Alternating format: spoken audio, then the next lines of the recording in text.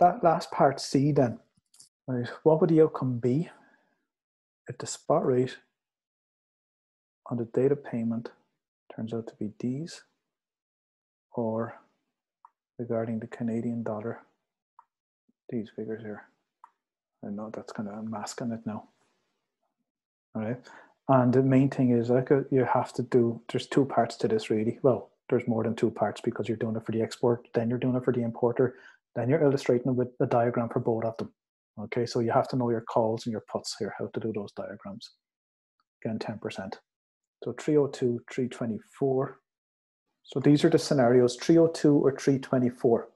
Some people get this quite quickly, maybe because you've practiced it, and you can decide whether you should abandon the option, the chosen option, based on these. But I think, on the safe side, do this calculation. So recall you had chosen for the Hungarian forint, I can't even remember, the premium of the 315. This is what we had chosen. Okay. And you'll notice whether you've chosen 315 or 310, I made sure, just in case, that the spot prices, the outcome scenarios that potentially could happen, the spots will be on either side of those strikes. So here's what happens. This is the amount of money that we're going to receive. You remember that 210 million Hungarian forint. This is the spot price, and you convert that, this is what you'll receive. You do the same for the higher. What if the spot price turned out to be this instead? Well, this is what you are receiving. Okay, so you see the differences in the exchange rates, creating a difference in what you're receiving. There's about 50,000 euro in the difference. We had chosen the option with the strike of 315. And what we need to get from it is the premium that we ended up paying for that. So that premium that we paid for, there it is. Look, we had chosen this one. We need this figure here. That's the premium. You're going to pay that irrespective of the outcome for the spot. So we're going to take that premium, subtract it from the two potential outcomes for the spot price, and this gives us the actual receipt if we had chosen either the 302 or the 3, if we were presented with these scenarios, 302 or 324. Okay. Now what I'm going to do is I'm going to go back up and find out what our potential receipt would be. There it is, look at. This was our potential receipt that we were taking if we were to exercise the option at 315 strike. I'm going to just throw it in here. And we are going to compare these two spot price outcomes with the strike price. So this strike price we have ready available to us.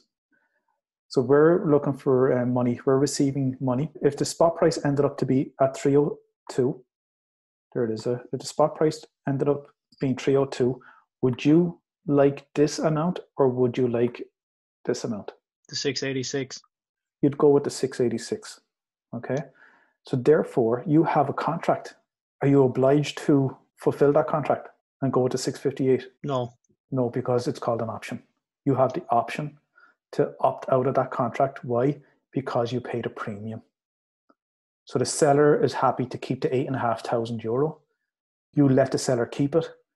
And it doesn't matter because, look, you could have got this if you didn't hedge with an options contract. You could have got 695, but you were too nervous about what's going to happen over the next couple of months. You decided to take out insurance for 8,500 and you ended up with 686. And that's better than the 658 if the scenario was different. Okay, let's look at the other outcome at 324. We found this. Which is a better one for you? The 639 or the strike of 315 giving us a 658? Obviously the 658 is better for us. Therefore, what do you do if you have the terminology? I mentioned abandon earlier on.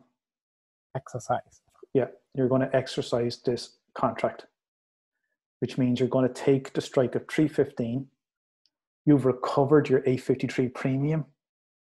Effectively recovered it, because if you were to take it, the spot price is 639, you know, you're in a better position anyway. you exercise and you can ignore this because you've protected yourself against the exchange rate moving to higher at this level, say 324. And that's what I've noted here.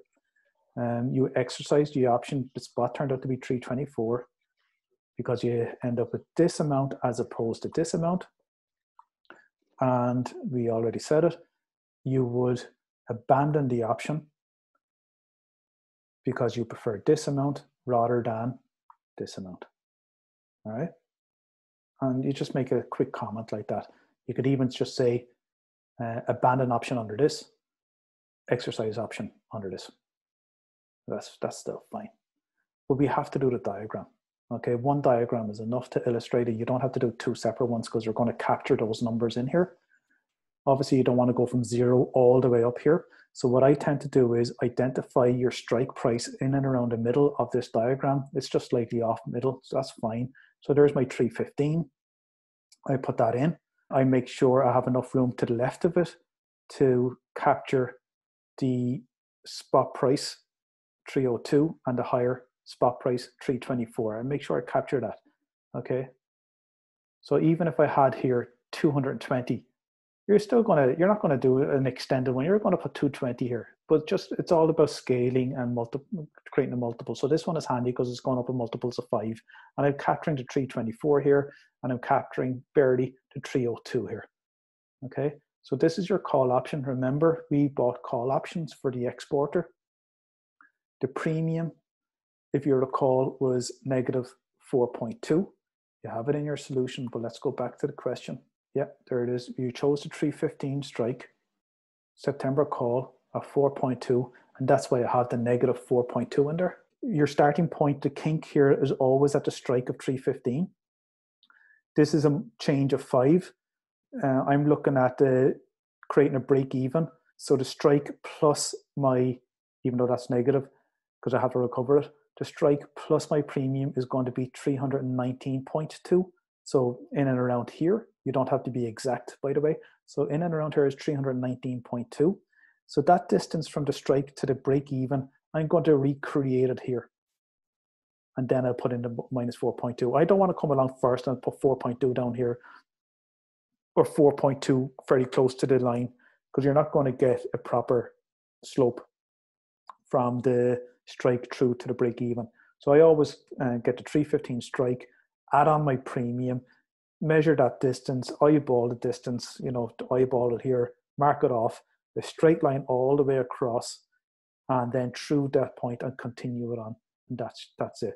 You might like to label a few things: out of the money, in the money, break even, strike price, gain, unlimited gain, limited loss.